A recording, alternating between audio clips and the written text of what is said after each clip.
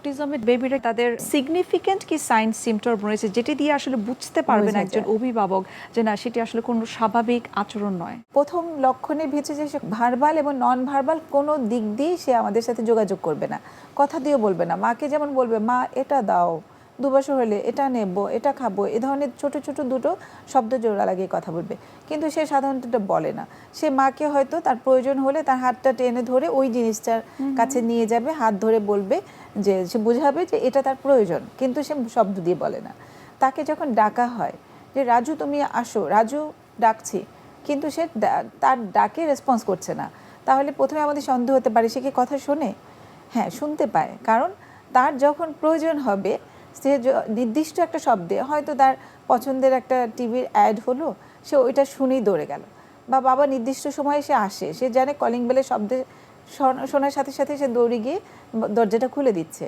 মানে তার হিয়ারিং অন্য সময়, সে যখন প্রয়োজন হবে তখন সে রেসপন্স করছে, কিন্তু অ্যাজ ইউজুয়াল যে আমি ডাকলেই তাকে সে আমার কথাটা শুনবে, এ ধরনের রেসপন্সটা করছে না। এই গেল কমিউনিকেশন।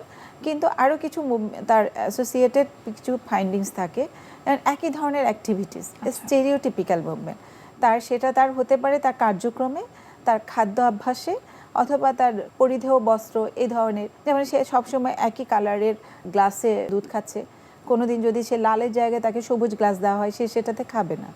তারপর এমন হতে পারে যে সে সারাক্ষণ টিপটো আপ করছে, অথচ এটা তার করার কথা না, কারণ তার অন্য কোনো অসুবিধা নেই। সে হ্যান্ড ফ্ল্যাপিং করছে, বা একই ধরনের শব্দ উচ্চারণ করছে মুখ দিয়ে, একটা শব্দ সে শুনতে পাচ্ছে, সেই শব্দটাকে সে বারবার রিপিট করছে। এই ধরনের স্টেরিওটিপিক্যাল কিছু মুভমেন্ট থাকে তার ভিতরে। এছাড়া অ্যাডিশনাল আরও কিছু ফিচার্স থাকে, কারো ভিতর খুব বেশি অস্থিরতা কাজ করে, সে সারাক্ষণ মুভমেন্টের ভিতরে থাকে। আবার কেউ আছে যে একেবারেই চুপচাপ, কোনো ধরনের শব্দই করে না, এবং তাদের কিছু সেন্সরি সমস্যা থাকে, যেমন তাকে অনেকে টাচ পছন্দই করে না, তাকে ধরতেই দেয় না, সে হচ্ছে হাইপার সেন্সেশন। আচ্ছা, এই সব যে তার সেন্সেশনটা, এটা তার কাছে খুব তীব্র মনে হয়, ব্যথাদায়ক মনে হয়।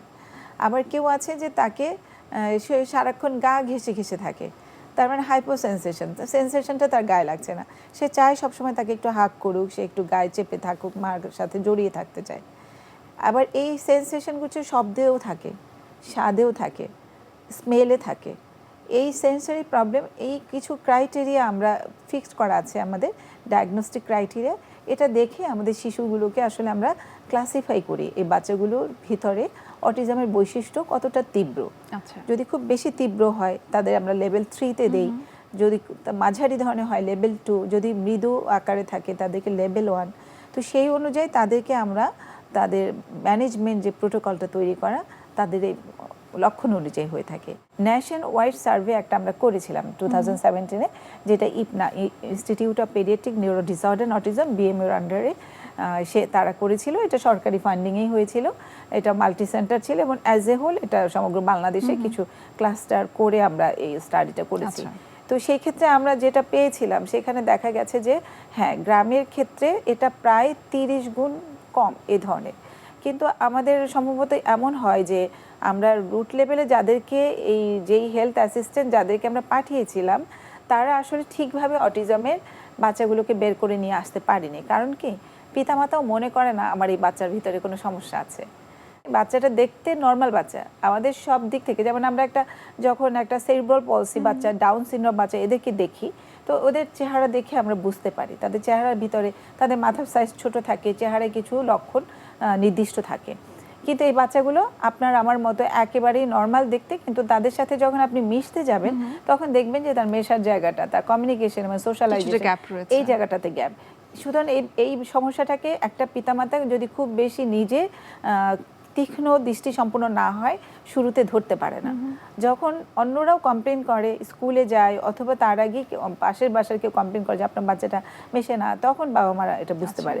কারণ এই বাচ্চাগুলো কিন্তু তাদের নিজস্ব এরিয়াতে কিছুটা নর্মালি রেসপন্স করে, পিতামাতার সাথে সে সবসময় যেটা করে অভ্যস্ত সেটা কিছুটা করে, কিন্তু বাইরের লোকের সাথে করে না। তো এই জন্য এই বাচ্চাগুলোকে তারা আসলে বের করে না, যার কারণে বা বুঝতে পারে না যে বাচ্চাগুলো অটিজম।